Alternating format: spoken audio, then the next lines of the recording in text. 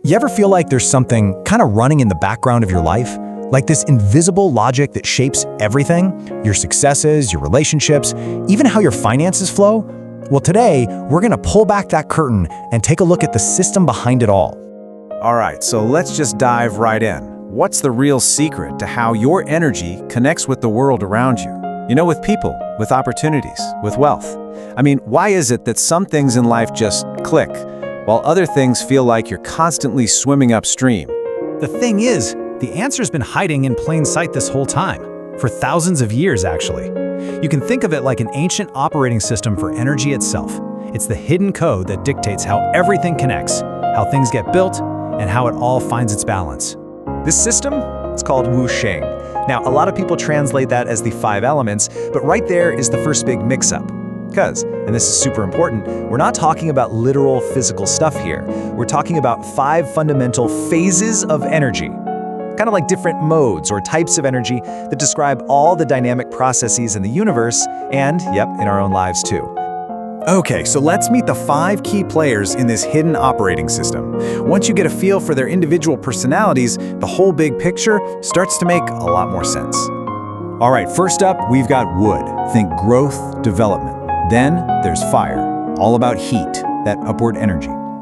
Earth is what brings in the peace, the substance, the stability. Then we have metal, which is all about contracting, order, and this real focused solemnity. And finally, water. Coolness, moisture, that downward flow. See? Each one has its own totally distinct vibe. Okay, but here's where it gets really cool. It's how these energies all interact with each other.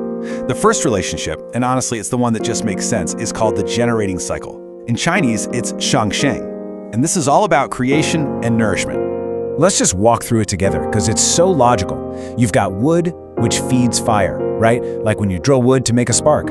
Then that fire creates earth. Think about how burning wood leaves behind ash. And from the earth, we get metal.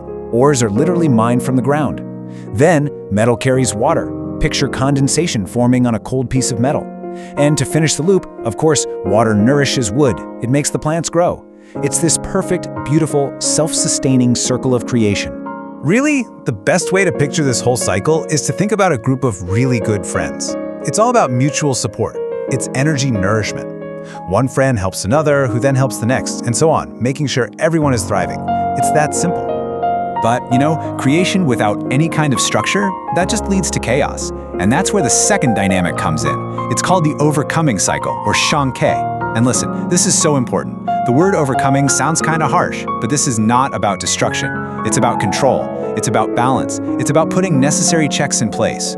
And the examples for this are just as logical. You have wood, whose roots part the earth. Then earth contains and dams water, right? It directs where the water can go. Water obviously puts out fire. Fire is what melts and forges metal, giving it a shape. And metal, well, an axe is metal, and it cuts wood. See? Each one provides a really important boundary for another one. So let's put it this way. If the generating cycle is like friends helping each other out, then the overcoming cycle is like the rules and regulations that make a society work. It's a system of energy constraint, and its whole job is to provide order and make sure no single energy just takes over and goes wild. Okay, so we have one cycle that creates and one that controls. How do they work together? Well, that's the secret.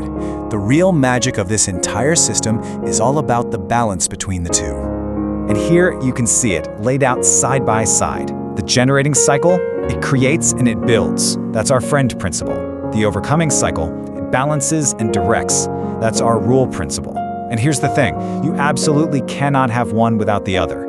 Think about it. Friends without any rules is just chaos. But rules without any friendship, that's just awful. It's tyranny. So, this is really the main takeaway. One creates, the other directs. And you need both of them working together in perfect harmony if you want to find any kind of real, lasting success. Doesn't matter if we're talking about nature, a business, or just you. And hey, this is not some new idea. We're talking ancient wisdom. The classic text, the Suwen, puts it so clearly. It says that by understanding these 5 phases and how they dance together, that's how we can understand the patterns of life and death. That's how we find the real roots of success and failure.